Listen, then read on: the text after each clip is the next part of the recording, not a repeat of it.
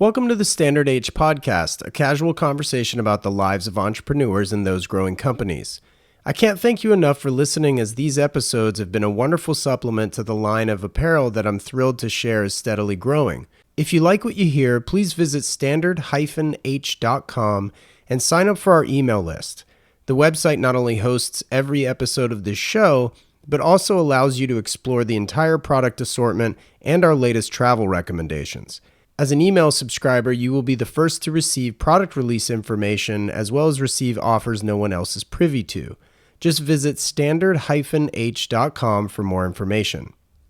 Seeing Standard H worn by a growing number of watch enthusiasts has been incredibly cool to witness, so chances are good if you're listening to this, you're probably an enthusiast already.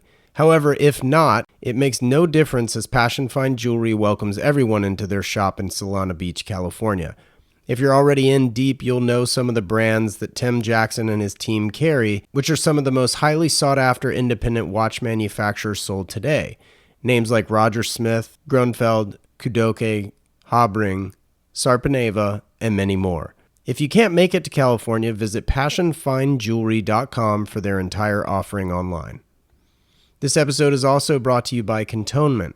Cantonment's flagship product, the kerchief, is a perfect medium between a handkerchief and a bandana. Featuring iconic designs such as the Fender Stratocaster and the dashboard of a Volkswagen GTI, these utilitarian cloths are an item that should be a mainstay in your everyday carry. Tuck one in a back pocket or use one as a neckerchief. Visit them at cantonment.co, that's cantonment.co, and use the code STANDARDH in all caps, no spaces, for 20% off everything in their online shop. Now let's get to the show. I met today's guest, Claude Greisler, at a dinner party in New York City during Wind Up Watch Fair, only to realize we shared a few things in common: watches, cars, and an affinity for one former pro skier, Yoon Olsen. Claude is one of the two men behind the boutique watch brand Armin Strom, who manufacture only about 250 pieces a year, and like their watches, Claude is full of exciting details. Much like the Alps where Claude lives, Armin Strom's design language is somewhat arresting in the greatest way possible. What I love about Armin Strom is their display of technical prowess, often on display on both the dial side and through their case backs. As I chat with Claude, I soon realize he has his own technical prowess often on display in the mountains, as someone who enjoys all aspects of alpinism. We discuss the ins and outs of the company, which coincidentally gained its 30th employee the day we recorded this conversation. Further, Armin Strom is among one of the very few companies producing 98% of their movements in-house, which is fascinating, and when it comes to sourcing anything else, rest assured they're using some of the best in the business.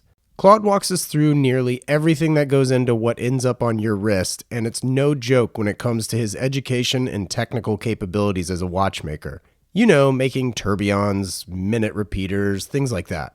I loved hearing about how Claude and his business partner Serge took over Armin Strom, hearing Claude's lineage of watchmakers. His grandparents even made stopwatches for Heuer. My experience with watches couldn't be more different from Claude's, and that's part of the reason I love this hobby. Hearing how his business has evolved and grown just makes me even more happy to be in and around the industry.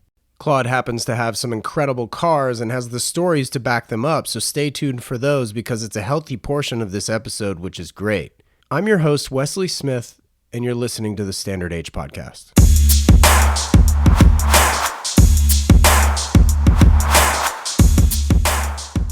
But Claude, thank you for taking the time to be on the show. It's good to see you, having only met once in New York. I'm excited to learn more about Armin Strom, that's for sure. And I'm sure the audience is as well. Yeah, thank you for having me. You're located in Biel, Switzerland. Yeah, we are based in Biel. So Biel is called the Watch City. It's first of all, it's a city which has two official languages. There's German and French officially speaking in Biel. Okay. And then we have quite a lot of watch companies which are based in Biel. Now, how is that? Is that any sort of way related to Switzerdeutsch? Yeah, Schweizerdeutsch is so first of all, Schweizerdeutsch is just a spoken language. Mm. There's no grammar, so there's no writing, there's no reading. Everything we write or read is in German, Ah. and Swiss German is just a spoken language. So Oh, if interesting. it comes to official paperwork, and I mean we text each other in Swiss German, but if it's via mobile phones, but there's no grammar, so you can whatever you write it the way it sounds. But if it's officially paperwork, it's everything is done in German. Oh, interesting. I never knew that. Wow, that's incredible. Yeah, I mean, I've been, I guess privy to the language, but I had no idea that there was no grammar or that, it was different in that way. That's interesting. Well, what can you tell me about the town other than, like the watch centric aspects of the town, obviously? Well, the town is based on a very beautiful lake, which is, by the way, very cool for windsurfing. I do a lot of windsurfing. So Oh, it's one of cool. the best lakes in Switzerland, where we have the best wind conditions.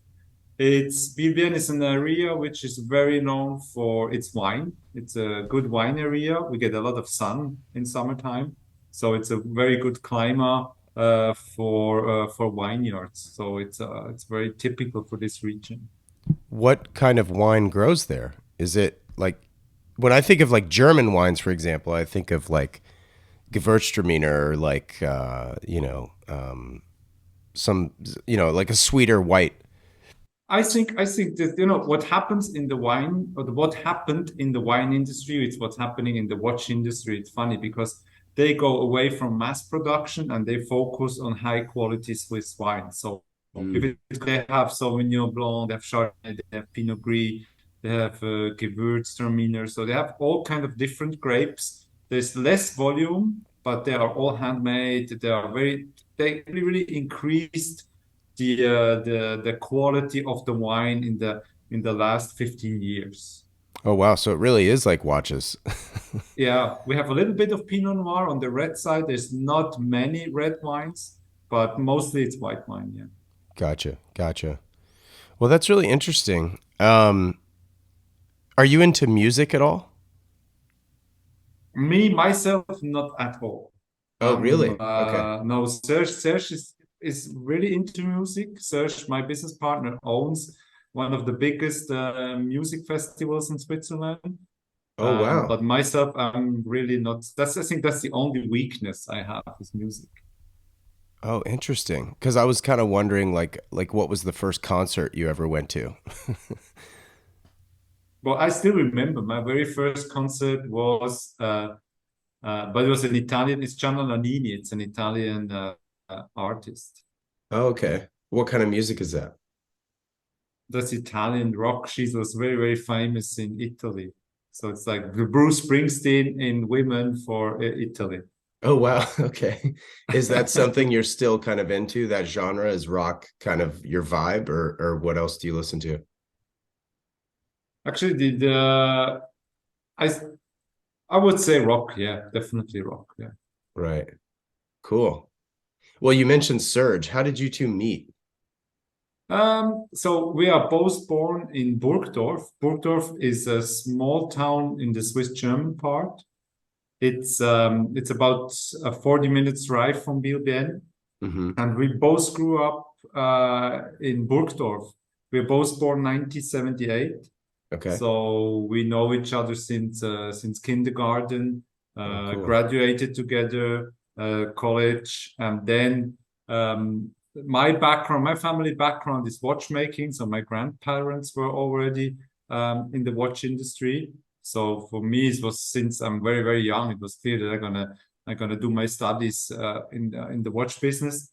And Serge was more into marketing and business. So he followed. He's a watch collector because that's his watch background is collecting watches together with his father. And yeah, this is about what we know each other since childhood. Oh, wow. So what do you do in your free time when you're not working? That's so I'm a big outdoor guy. I do a lot of I live in the Bernese Alps. My wife has her runs her own business up in the mountains, and Hmm. so we live in the Alps. We do a lot of mountaineering, climbing, skiing. everything which you can do with a rope and your feet is something we do.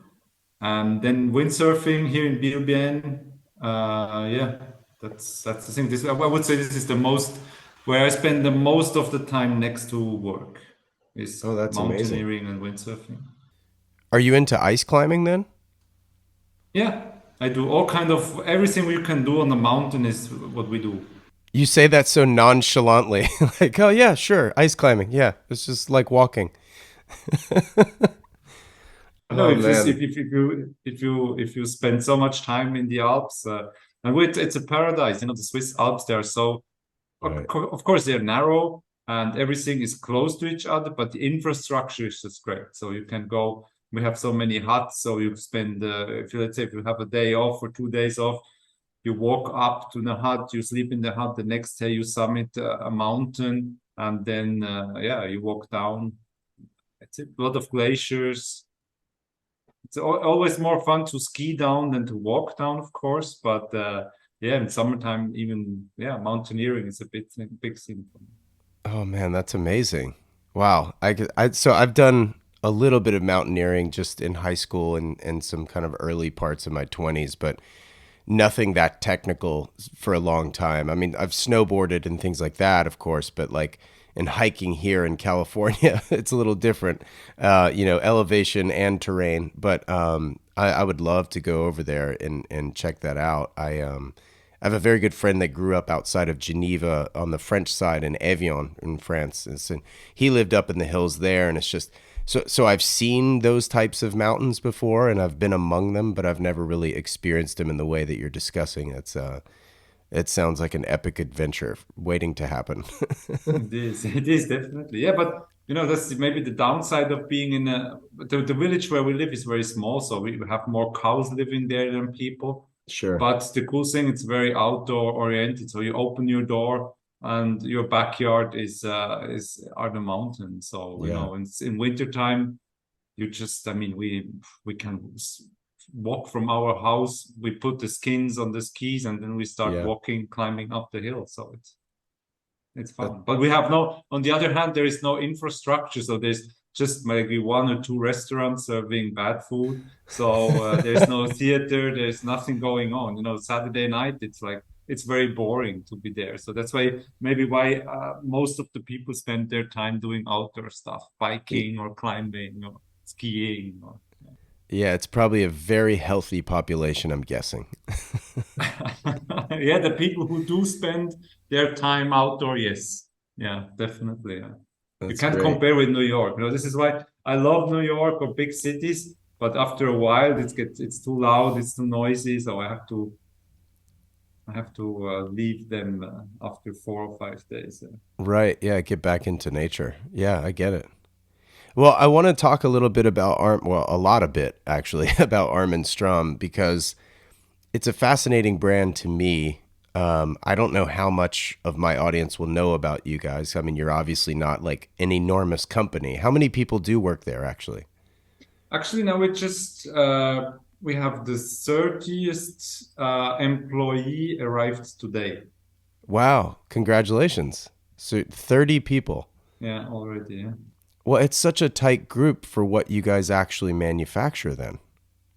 It is, yeah, it is definitely. The fact is that we do everything in house. So from we have an engineering team, Hmm. which I also do a lot of engineering, but I have two engineers for the movement developments, case engineering, straps, clasps, everything. And but they mainly focus on movement. I would say they spend 95% of their time they spend on movement developments. Then we have three mechanics. They actually they order raw material like brass and steel, and they produce all the parts, all the movement parts in house. Not the rubies, not the mainspring, but the screws, the pinions, the wheels, the main plate, the bridges, the small little pins. Everything's produced in. Yeah, I remember when we were speaking in New York, I think you were saying something like you guys produce roughly 98% of what goes into your watches or something, a high percentage. So just the mainsprings and the rubies are almost that's it. Do you guys do your cases and everything else as well? So no, if it comes to the movement, I would say it's 98% in-house. We have two suppliers for cases. The reason is just that the machines who do produce cases are very specific if it comes to titanium, steel, and gold. And Hmm. our volume for each material is still very low. Right. And but they're family-owned businesses. They are people which we work since 12 or 13 years with them. So they are quite cool guys, and they really focus on case making. Case making is a different story than movement parts. Sure. And then we have a supplier for straps and clasps. And then if it comes to dial, we either work with Kari Voutilainen. If it comes to guilloche type of dials, we do some dials we do in-house. And then if it's a specific kind of finishing, we have to, you know, let's say for stones, we have a guy who does stone dials. We just made actually two mirrored force resonance with opal dials Hmm. for customers in California. Wow. We just sent them a week ago, and therefore we have somebody who is cutting the opal stone and is bringing it to the dial. And then hands are made in-house. All the hands are made in-house. And yeah, that's a bit all I would say. If it everything which is around the movement, it's a bit a mix of in-house and working with the suppliers. Sure. So your relationships with those suppliers, were many of those, or are many of those today the same as they were, say, when you guys took the brand over, or have you guys kind of moved and shifted throughout time? And if so, was that based on volume, or was it just based on aesthetic, or? We quality wise, we had to shift while some of them over the last 12 years or 13 years. But our quantities are still very low. So we are, Hmm. I mean, we started maybe with producing 50 watches. Today we are at 420 or 450 watches this year. Oh, wow. Yeah. Wow. But on the other hand, we have to say that the movement became more difficult to produce also. I mean, we started with very basic movements like hand winding, automatic winding. And today, what we offer in our resonance collection or even the gravity ecoforce, so there's much more engineering done on the movement side. So Hmm. there is definitely more going on the movement side that what when we started a few years ago. Now, are you a watchmaker yourself, as far as Yeah. like certification and stuff goes? Yeah. So So did you? after college, I spent 4 years to become a watchmaker. That's like the standard watchmaker certificate which you get in Switzerland. And then I graduated as an engineer in watch restoration and high-end complications. And so this took an extra 2.5 years.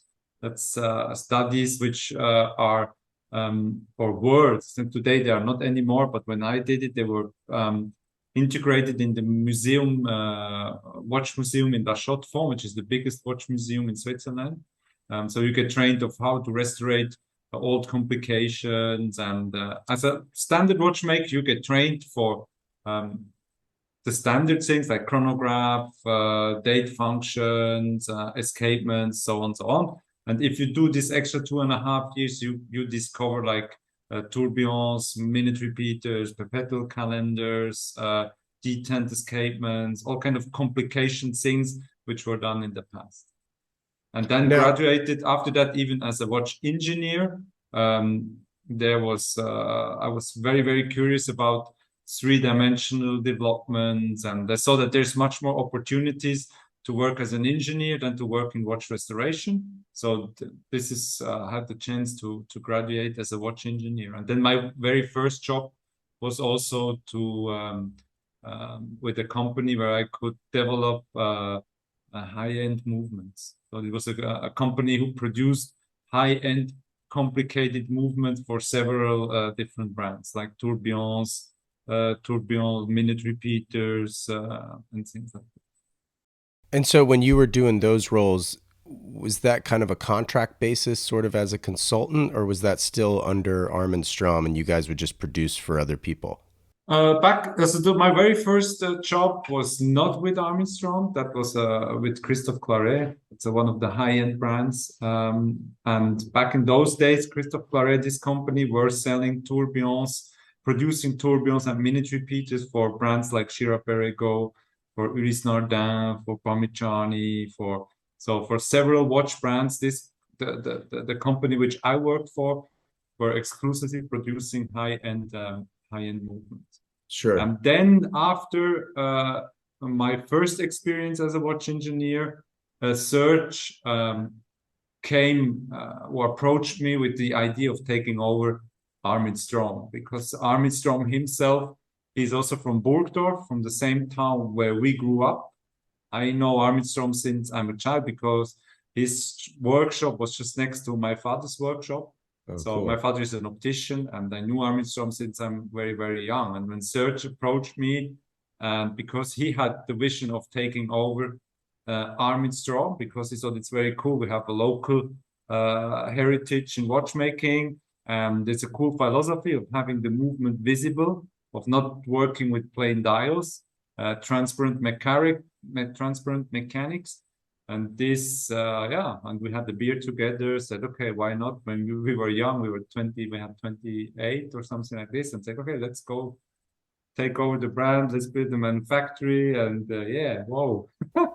Wow, that's incredible. So help me understand how that actually came about, though. Was it Serge's idea and you guys pitched it to Armin, or did he openly have a conversation with Serge and was like, "Hey, I'm thinking about selling my brand, so to speak," and Serge was like, hand raised. Okay, yeah, I'm It was a interested. bit exactly, yeah. It was a bit. Armin Strom was looking for somebody who takes over the brand. Okay, He already was past 65, so he was already in his close to be retired. sure, And he knew that Serge is a watch collector, because Serge still lived in Burgdorf. I was very already with my wife up in the Swiss Alps, and yeah, they regularly talk to each other. And so it was Armin's idea to handle over the company to somebody who he knew. And he didn't want it right, to have somebody just investing in his brand.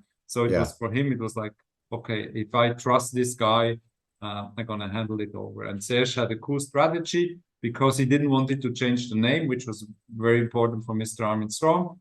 And he also wanted to definitely have the brand built on transparent mechanics. sure, Because Serge, as a watch collector, said, as soon as I talk to another watch collector, we start to flip over the watch and we talk. We spend more time talking about the case back. When you have a see-through case back, we spend more time on talking about movements than talking about dials. And therefore, yeah, this is the brand philosophy just perfectly fit to his taste of watch collection. Now, what was your relationship with watches outside of the mechanics and the engineering and your background of being kind of in the throes of all the gear trains and such, from your perspective? Like, what watches were you attracted to early on in your life? More honestly, always focused on movements and movement parts. And there was my grandparents, they were working after the Second World War. They were working in the watch industry. They assembled stopwatches for hire, and they had their own little small brand. And so and the brand symbol, or what they offered to the retailer, was a cube, a glass cube with all the movement parts inside. And when we were very, very young, like 5, 6 years old, we were always taking this. As soon as we were with our grandparents, we took this glass cube and really enjoyed the three-dimensional art and the parts which were inside. And so the grandmother was very proud of that we enjoy the watchmaking. So as soon as we got older, like 8 or 9, she trained us how to assemble and disassemble the Hoyo watches. the Wow. stopwatches. And so this is how I got in touch in watches. So it was never a purely love for a brand. It was Okay. more really always like movements, how they work, gear trains, barrels, escapements, complications. And I think this is still the way how I buy watches today is more based on the technical side than that I do purely focus on aesthetics. Well, As soon as something is interesting from a movement perspective, it fits to my collection. very cool. So, what was the last watch you purchased? Are you like Roger Smith, where he claims that he can't afford his own watches, basically? So, like, he's always wearing like his Rolex Explorer 1, for example. Like, it looks like you probably have on one of your pieces today, which I want to talk to you later about that because it looks incredible. What was the last watch you bought that was not an Armin Strom? The last watch, Oh, it must have been a long time ago. no, because no, I bought a few Garmins for my mountaineering Oh, okay. Yeah, yeah, yeah, yeah. because it's just very useful to have a GPS and to navigate if you get into clouds. Sure. The few of them. Um, God, your life is so much different than mine. maybe I bought a Vulcan alarm clock Oh, wow. just Okay. because of the movement. And I had, yeah, that's maybe, but it's a vintage. I'm kind of vintage collector because I can't afford the watches I would like to purchase today. Um, Oh, I know that feeling. Yeah, I understand that. Yeah, I think the last very cool watch I purchased is a Vulk, but that was not a brand choice. That was really because the movement. I was curious about the movement. Yeah. There's this cricket, the cricket movements they had with this alarm set. Uh, they are very cool. They're very easy. So there was a need to have an alarm on the wristwatch, which is I think it's always fun because there's like either watches makers they wanted to improve something, or they offered a solution to a need. And this is sometimes it's a different approach in engineering if you want to bring something further or if you react to a need. And from an engineer perspective, it's completely a different. Uh, it's the movement looks completely different. It's like, and sometimes it's nice to have very beautifully built high-end escapements or tourbillons, or Hmm. but on the other hand, it's fun to see these functions which were these mechanics who were built to offer a function. Sure. Well, I want to talk about Armin himself just real quick because I think I heard you say in another interview, perhaps, or maybe it was in New York, that Armin was quite sort of famous in your area and sort of kind of an outgoing guy who drove cool cars and such. So, Yeah, exactly. what can you tell me about him and maybe even some of the cars he drove? So Armin himself, he was the fact that he delivered every single watch himself. I mean, he was one of the very first independents, and there was no retail infrastructure for independent guys. Hmm. So Armin always said, like, for me, it's easier to handle over a watch in person, take the money, bring the money back, and invest in new watches than handling through retailers and things like this. So I Sure. remember that there was this story that he flew with the Concorde from Paris. He took the train to Paris, took the Concorde to New York, flew back with the same Concorde to Paris, and the same day almost he was back home. So and he delivered a watch and came back with the money. Wow. That is how he became famous. And then he was like, there was another story because Armin also tried to do a little bit of marketing. There was no social media. He didn't have money to invest in print advertising. So one day he thought like, okay, I should do the smallest skeletonized in the world to get in the Guinness Book of World Records. And this is how he did. So he skeletonized the smallest mechanical movement he could find, fully skeletonized it, called the Guinness Book of World Records and said, "I have a world record. I skeletonized the smallest wristwatch in the world." And so the people came. He got his award and got famous for his award. So and on the other hand, as you mentioned, he drove Jaguar E-Type, and he was quite a character. I mean, I think you have to be a character to be able to be a pioneer in independent watchmaking, because I mean, he was working at his workbench. People called him. He said, "Okay, yeah, do you need the prepayment?" "No, because I deliver myself. If you don't give me the money, I don't give you the watch." So this was a bit his idea of Huh. delivering watches, and he was quite a character. Yeah. That's really cool. What speaking of cars, what do you drive daily? Daily, I drive Mercedes V-Class because of all my outdoor gear stuff, ropes and surfboards and things like this.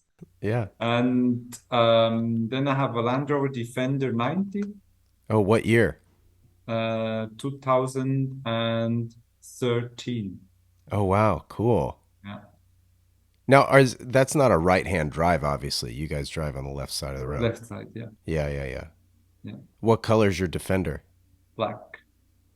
Now, do you take that up into the mountains a lot?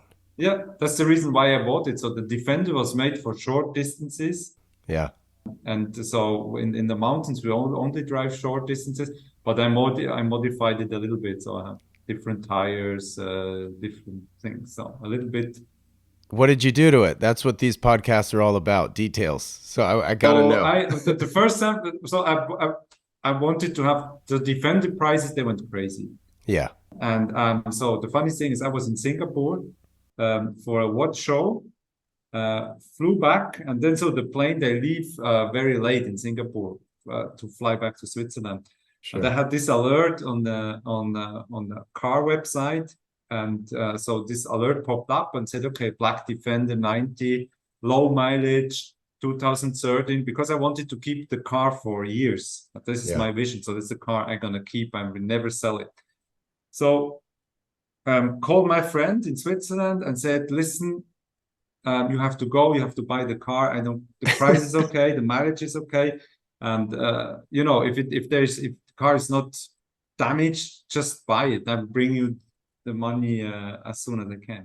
So my friend who owns a car garage went to see the car, said it's okay, bought the car, and very standard Defender. So hmm, nothing really fancy on the Defender. So the first 3 years I had it because I wanted to keep it very originally. But then I started to modify it a little bit. So I did an upgrade on the engine, I did upgrades on suspensions. I did like how you say this overhaul. If you flip the car to not damage the car, there's this like tubes which you can build. the roll cage is what we would Roll call it. cage, exactly. A roll Yeah. cage. Then the lights were very bad, so I put LED lights, and I have inside it was the car was like light gray, the interior, and I changed the whole interior to black, Oh, wow. which is maybe the coolest update on the car. Oh, yeah. That's your favorite? That's my favorite because the way how you drive the car is completely different. If you have a dark roof or like a bright roof, it's completely different. Oh, interesting. No, it's a cool car. What did you do to the engine? Is it supercharged or something? No, we are not allowed. So there is a V8 option. I think in the US and in the UK, you can put, I think it's a Corvette, the same engine they use in the Corvette. Oh, like an LS swap? Yeah, yeah, yeah. But this is where in Switzerland they're quite strict. So I just modified, I pimped it. There is a different air filter, some small details on the engine. Now, how is it running? Is it giving you any issues or? No, it's just that. So maybe I shouldn't tell it because someone is listening to what I did. It's not very legal, let's say. Oh, Some oh, illegal modification. we love this at Standard H. We like this.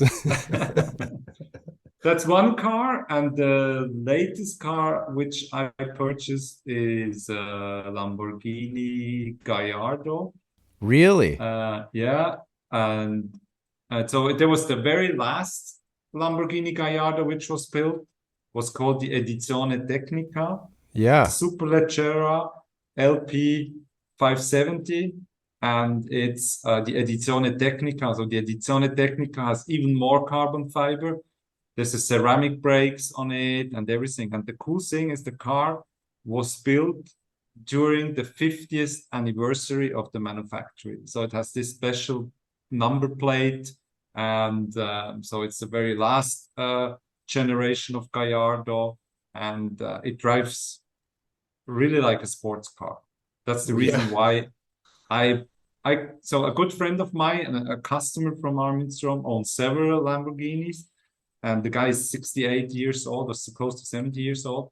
And he offered me to, so I already drove the Gallardo. It was his car, and then he purchased two or three Huracans, and then he said, one day I said, okay, listen, I will surprise my wife and spend a few days in Italy, and can I rent one of your cars? And they said, no, come Huh? on, you don't have to rent them, just take whatever you want. Wow. And I said, oh, okay. And he's like, okay, do you want the which Huracan do you want? And I said, like, I personally prefer the Gallardo because it drives so much, it's so much more fun to drive. It's more direct, it's really like a race car to drive. Right. And he said, okay, yeah, it's true, but I'm struggling because with my back, and it's very, for me, it gets difficult to get into the car. And so the car has very, very low mileage. And then I drove back, and my wife fell in love with the car because the Really? engine sound and everything is just amazing. And she said, and so there was this guy. So we slept in a hotel, and so there was a McLaren 720. So it's a 720, I think. 720S. Yeah. 720S was just next to us, and so in the morning, so those guys arrived, we arrived, and the guy with the McLaren said, congratulations to your car, it's an amazing car, the sound is so amazing, blah blah blah blah. I said, no, it's not mine, it's a friend of mine owns the car, blah blah blah. And he gave us his number and said, okay, if one day your friend wants to sell the car, I'm gonna buy it, because Right. that's a car which I've always loved. I will always love it. The design is so cool. And yeah, I, how much mileage? And I said it's like 20,000 kilometers, so there was even less. And he said, this is a very good investment. That's the cars you should buy. And so we drive home, and my wife was like, why shouldn't we not buy the car? Yeah, it was like from that moment on, you wanted the car. Exactly. And this is so, yeah. And the guy offered me the car for a very, very nice price. So he was so Amazing. happy that somebody he knows does his watches, fell in Yeah. love with his car. And if he wants to do a car show, he just calls me, and I bring him the car, and he can take the car. So it's a very friendship based investment. Yeah, I love those types of relationships, which is sort of similar to Armin, right? Selling the company. I guess, did you guys buy the company, or did you just kind of absorb it? Like, I don't know how that transaction unfolded.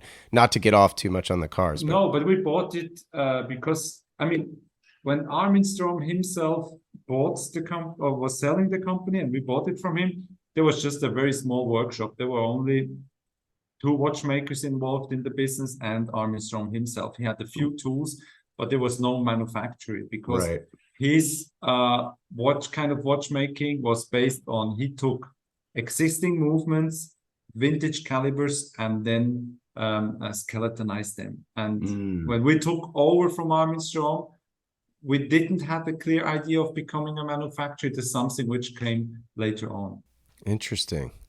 Yeah, I just love that parallel though. Like, you have the relationship with the previous owner of the car, you have the relationship with the previous owner of your company, and both are happy to be, passing it along to you because they know it's in good hands, you know. I think that's really nice. There's a good sentiment there. But when you and I were in New York and we had dinner, we started to talk a bit about consistency and how difficult that is to achieve, especially when you're actually manufacturing something. Things like the finishing being perfect, and things of that nature. What can you I don't know if you remember us talking about that, but can you share about your kind of view on consistency and maybe how important that is? I think consistency is in watchmaking, it's extremely important. Consistency in quality, as you mentioned, I mean, hand finishing is the way how we judged watches from the past, the way how if a watch comes to an auction, what can the auctioneer say about the watch? Okay, there's some value tributes to the brand, maybe to the design, but then they're gonna analyze how this movement and the watch was made, and this makes the value of the gives the value of the watch, and this is exactly the rules which we do follow. So every single part in Armin Strom is 360, get the 360 degrees decoration, handmade decoration. And so I think it would be consistent. It's because it's the way how it was made in the past is the way how we do it today. It's exactly the same techniques. It's exactly the same finishing. Maybe the bridges are designed in a more contemporary way.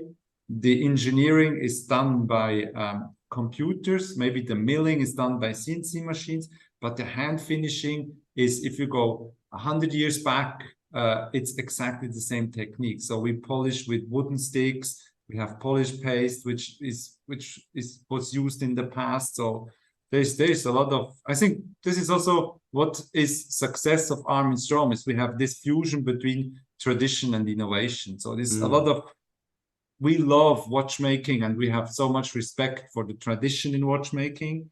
But on the other hand, we think that there's room to invent things like the resonance is, for me, it's our signature piece is exactly what Armin Strom stands for. I mean, resonance is not something Armin Strom discovered.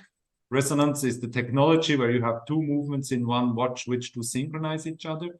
That was discovered by Christian Huygens 400 years ago.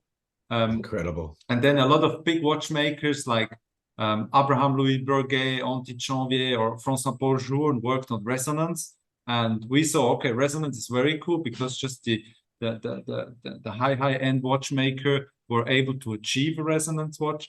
And we saw that there is room to improve and said, okay, why should we not be able to improve an existing technology? And there was a little breakthrough with our resonance clutch spring, a very modern, contemporary, re-engineered mechanism based on tradition with this handmade finishing is what makes this watch so successful. And this is even in System 78, where we work with the more standard movements. That means we have one barrel, one gear train, one escapement, one balance wheel, but we add exactly the same type of finishing. So in Armin Strom, there's no difference if you purchase watches for 15,000 or for 380,000. It's the same kind of finishing in all our watches. This is what the brand stands for.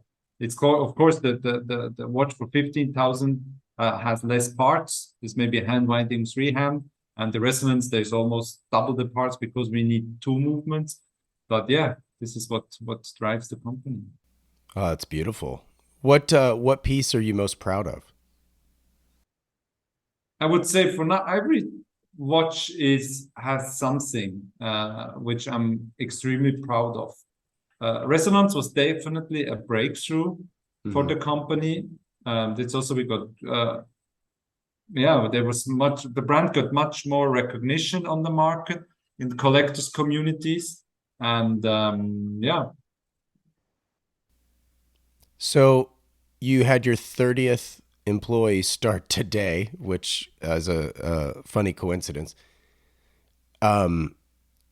You're surrounded by all these other brands in Switzerland and watches and manufacturers and such.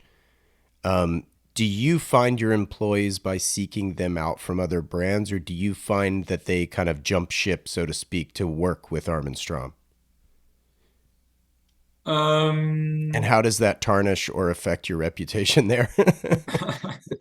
no, I think, 30 people is a very low quantity. For in BLBN, we have Rolex Movement Manufacturing. Incredible. And Rolex, they have 3,000 employees just working for their movement production. The watches, they are assembled in Geneva.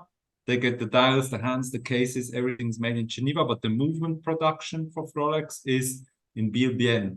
Just next to us is Omega. I think they have 200 or close to 200 watchmakers. So there are many, many watchmakers, people who do work for the watch industry in BLBN.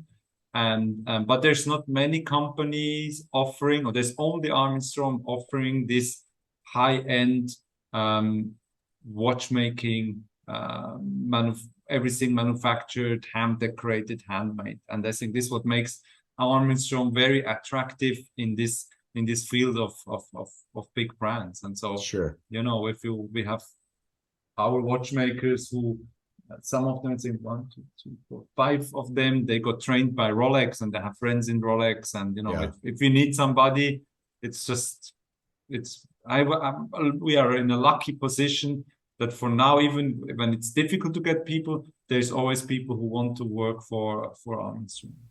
Yeah, I mean, I think it's really interesting because obviously Rolex and Omega aren't really known for their finishing, so to speak, right? Like you are, and Laurent Ferrier might be, and all these other, smaller brands, and FP Journe and of the like. So it makes all this it makes all the sense in the world that they would leave a brand like Rolex to go work with you because they're being more celebrated, right? Yeah, yeah. If they have this passion for watchmaking, there Sure. is this is always a bit regional, not everybody who's working in the watch industry is passionate about watches. There's also a reason people have to work to get their salaries, to get the bills paid. Sure. But if it comes to if a young watchmaker is talented, is motivated, of course he will get bored in assembling the same movement the whole day. It's good to have this experience for a short period of time, Hmm. but then what we see, if they get if they have like 5, 6, 7 years of practice time, then most of them, they do like the decision of age staying in a big company and try to grow in a big company to become a head of or whatever. Or if they're really into watchmaking, of course, they were looking for a small brand and working more on finishings and assembling a resonance is much more cool than assembling just a standard chronograph. Yeah, sure. Yeah, that makes sense. But they have to be passionate. I think this is also something which you feel if it comes to Armin Strom. We always talk about watches. We always talk about how could we do things better. We always have lunch together. Even if a coffee break, we talk about, most of the time we talk about watches, and that's a cool thing in Armin Strom. Everybody's really fully motivated and is passionate about watches. That's great. No, I love that. How often do you guys kind of um, branch out from Mr. Strom's design language? Like, is there anything aesthetically, because of the ethos of the brand, where it's the movements being viewed both through the front sapphire, and the case back, and hence the 360-degree finishing that you guys kind of have to do to a certain degree. Is there any sort of design or aesthetic evolution that you guys have brought forth, or have you always sort of stuck to Armin's original sort of design ethos? No, I would say design-wise, one of the biggest, since we became a manufacturer, we work with a lot of off-center time indications. Mm. To also, it was at the very beginning, it was to prove that we do our own movements, because mass-produced movements always have the hands in the center. And if you want to go off-center and having a micro rotor visible on the dial side of the barrel, so you have to manufacture your own movement. And we were so proud that we said, okay, let's change the very classic approach of a watch of having the hands in the center to also bring movement parts more on the display. Sure. And I think this is maybe the biggest difference in because Armin Strom he didn't have the opportunity to produce his own movements. I That's see. maybe one of the biggest thing. But yeah, in time it has changed a lot, I would say. From a very he had a very classic approach because his finishing, the engravings and everything were extremely classical. And he didn't have this momentum or just the chance to improve. I mean, he was like a car tuning guy.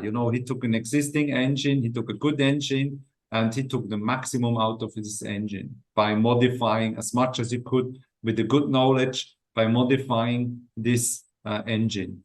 And Armin Strom, we do re-engineer engines. That's a bit a different approach. He was more on the guy who took the maximum out of an existing engine, and Armin Strom, the new Armin Strom, is building engines. That's very cool. Your balance cock sort of looks like a tuning fork to me. So has that been the way that it always has been in Armin Strom because of his skeletonizing or skeletonization, I guess you could say, or is that is that Serge and his music affiliation? No, it's a bit. It belongs a bit to our especially in System 78, we have this design language on our bridges. And because my design inspiration is driven by a German industrial designer. And he always said, like, okay, good design has to be honest, and good Mm, design has to be long living. And this type of designing a bridge was already people with pocket watches use this type of designing because I mean you have this round jewel to hold, and the most easiest way to hold it is with the straight bridge.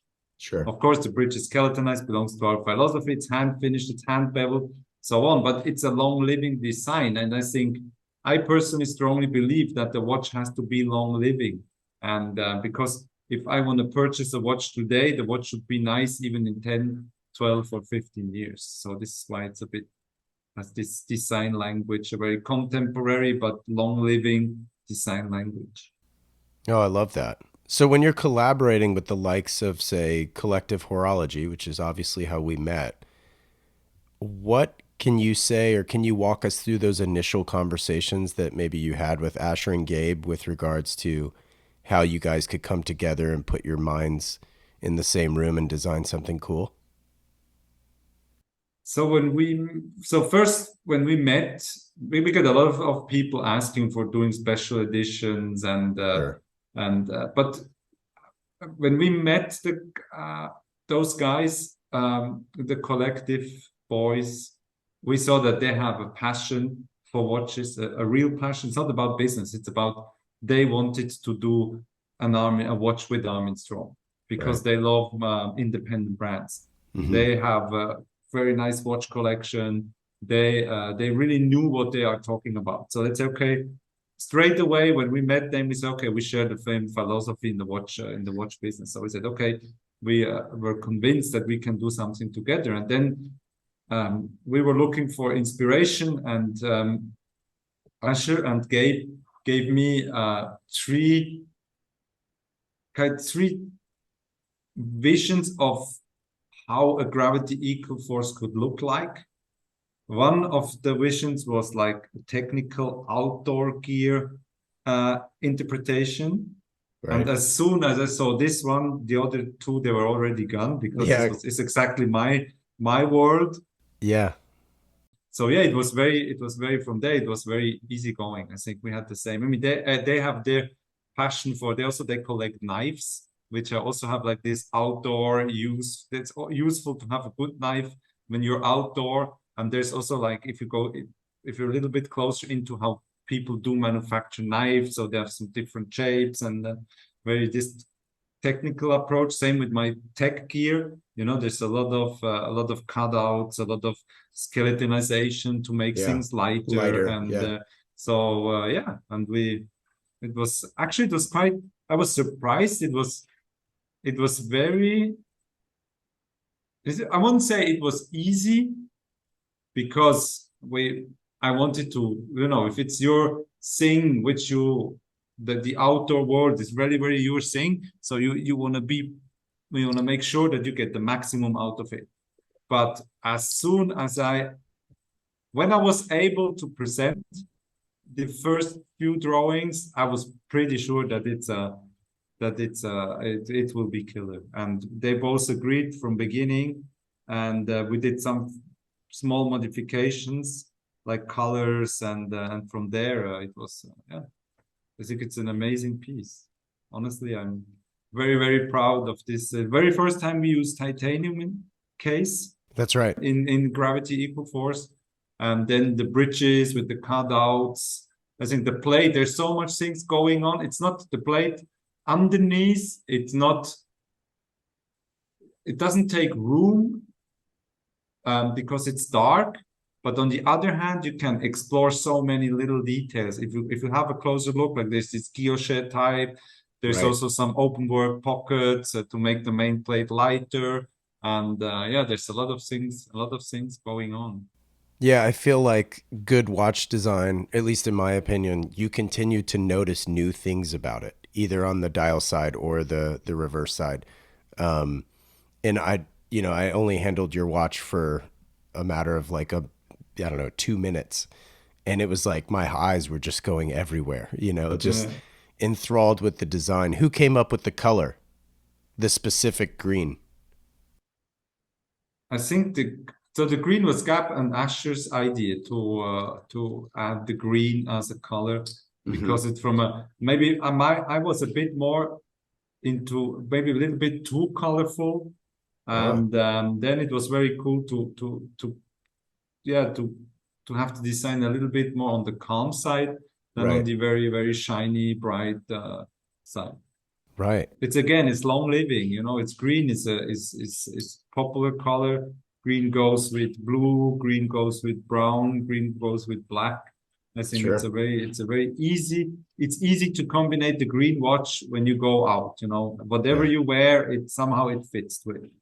There's blue and green, which do fit to almost all other colors. Yeah, I agree. They're very versatile colors for sure. Many listening to this show may not be familiar with the ex-pro skier that you and I are familiar with, Yoon Olsen, which so when we met in New York, I noticed that you had one of his backpacks Yeah. for DB Journey, as it's now called. It originated as douchebags, which is hilarious as a name for a bag company. I actually have several of those pieces from that brand, and knowing Yoon and his travels around the world, it only makes sense that the bags perform really well and are well thought and designed.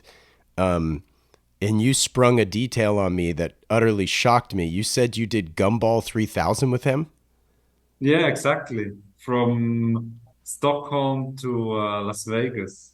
That's unbelievable. I have to hear more about this. Well, first of all, what was your introduction to Gumball?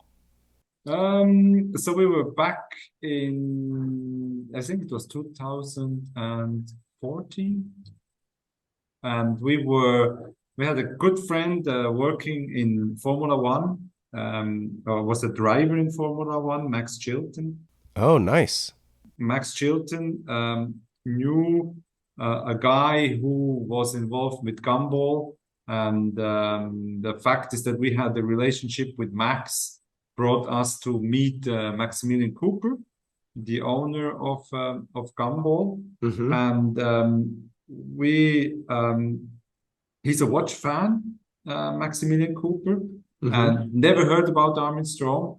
I've never heard about independent watchmaking because he was more focused on the bigger brands, but loved watches. And then we showed him what we were able to do. We said, okay, we can customize pieces. We can do a gumball watch together. And so he came to us. He visited us in Switzerland, so the factory, and he's a product guy. And so he said, okay, no, wow, this is much cooler than having a big brand sponsoring gumball. And so we did a gumball tourbillon, which was limited to 5 pieces. And we did a double barrel gumball watch with like carbon fiber. and we did an entry-level gumball Stockholm to Vegas watch. And then our goal was a bit to also use Gumball as a platform to showcase our watches. So, but we were, we were building up the factory and didn't had uh, money to buy a race car or a sports car. But thanks to the relationship that we have in with the what we have with the car industry, there was Tech Art, this Oh, sure. Porsche Yeah. tuning company. They do like body kits and stuff. Yeah, exactly. They offered us a 911 Turbo, completely rebuilt by Tech Art to do the Wow. race. Oh, because my next question was what car were you in? But that sounds like an incredible car. Yeah, it was an incredible car. Yeah. Wow. Unfortunately, we broke it in between LA and Vegas. Just before entering into Death Valley, the stone hit the radiator, and really, it was like somebody was shooting into the radiator. So we lost all the liquids, the cooling liquids, Right. and then we had to transport the car, bring the car somehow to back to Vegas. Unbelievable. That's so unfortunate because you were so close to the finish. We were close to the finish, yeah. But it was fun. We Wow. met a lot of police guys, which were very curious about what kind of car we drive. There was even a share. It was a fun story because there was one guy, the police officer. He was from LA, and he was totally aware of Gumball because his wife is a producer of something, and his wife is driving an Aventador, No and way. it was fun. And the guy, because we had a meeting in Vegas, a presentation of our watches, and so the guy drove, searched an airport which was very close by, offered him a burger and fries. Well, it took care of him that he could catch a flight to be on time in Vegas, and I was sitting at the highway and waiting for a guy picking up the car. Yeah. Oh man, that's brilliant. Wow, that's incredible. That was fun. I mean, we did Stockholm, Oslo, Copenhagen, Amsterdam, and then Right. from Amsterdam we took the plane. We were loading all the cars into the plane, flew to Reno, had to wait till they unload all the cars, and then drove from Reno to San Francisco, from San Francisco to LA, and from LA to Vegas. Wow, that's incredible. What does something like that cost? Like if you wanted to participate, how much is that? I don't know exactly. That was we got an invitation as the fact is that we did some watches for them. Sure. We got invited, but I think it's something between, I guess today it's something like close to 20,000 per car or something. Wow. Wow. So, what was the lead time for you now that I think about it? Because you obviously had to develop that watch, right? And you're making five of them. So, did you know about, you said this was 2014? Yes. So, were you working on the watches like for a year at that point? Or did you produce the watch? Did you kind of pre sell them, so to speak, and then you produce them after the fact? We produced because it was everything happened in a very short Hmm. time. Um, I think we had the prototype. We had three prototypes with us during the rally, Mm-hmm. and then we delivered um, so we had to make sure that the entry level got delivered quite after the race, and so we did a few pieces from the like the standard collection, and we had there was one or two teams ordered like with their specific car number on the watch, Mm-hmm. and special straps fitting the cars they drove for the rally, and then the tourbillons they were delivered maybe a year or 1.5 years later. Okay, cool. Well, you mentioned earlier there are watches that you say you can't afford. What is one of those watches that you would love to own? It's a good. Oh, there are so many. It's difficult to say. I'm honestly, I'm a fan of MB&F. Of course. I Yeah. know Max very well. I love his philosophy. I love the legacy line Hmm. because it's very transparent mechanic also. I mean, balance wheels, which do the new chronograph for the perpetual calendar are very nice watches. I really, really appreciate what Kari Voutilainen is doing. Sure. Um, Well, I, they're close, I right? just know, but they have. I mean, he has order for the next 6 years. He told me so. Wow. There's definitely no chance to get one of his watches, and yeah, I mean, a Roger Smith would be definitely something which I would consider to buy Sure. if I would have the chance. If I would have the chance to buy one, Yeah. definitely Awesome. the indie world. Um, of course, I mean, there's some icons design-wise. I mean, a Royal Oak is cool, a Nautilus is cool, a Rolex Daytona is cool. Um, but I don't feel that I have to have one of them. Right. It's just like the other guys I know, there's not just buying a watch. It's like, it's same with us. You buy a philosophy, you know Hmm. the guys, you know how much effort they put in their brand. And yeah, this Sure. is definitely the world of watches I would consider to buy. I can't remember if I've said this before on the podcast, but when you're looking at a Nautilus and a Royal Oak, because I've seen them several times at this point, I must say, and this is somewhat of a hot take, I guess, but I must say I would absolutely go Royal Oak over the Nautilus 10 times out of 10, and it's based on one detail. And it's the fact that the indices in a Royal Oak have the curve on the edges the same as the hand. So to me, it's a much better match, the handset and the indices versus the bars of the Nautilus. The fact that they're not curved and they don't match the hands drives me crazy aesthetically. It just bothers me. Yeah, yeah, that's true. That's true. So I'm that also would, from a very perspective. I myself I love the bracelet of the AP. The AP bracelet is just so cool. it's it just fits so good. Right. It's so angular, but it's so comfortable. So it's almost kind of a brain tease of like, well, that doesn't even look comfortable, but it is, Whereas like, an oyster bracelet or like a Jubilee bracelet's all curved sort of, so it even looks comfortable. Whereas like the Royal Oak looks like, oh man, that might not be that comfortable, but it But it is. is, yeah. And that's what I love the little surprise, right? That watches can offer in that sense. All right, well, for the last little bit to wrap up, let's talk about what's on your wrist currently.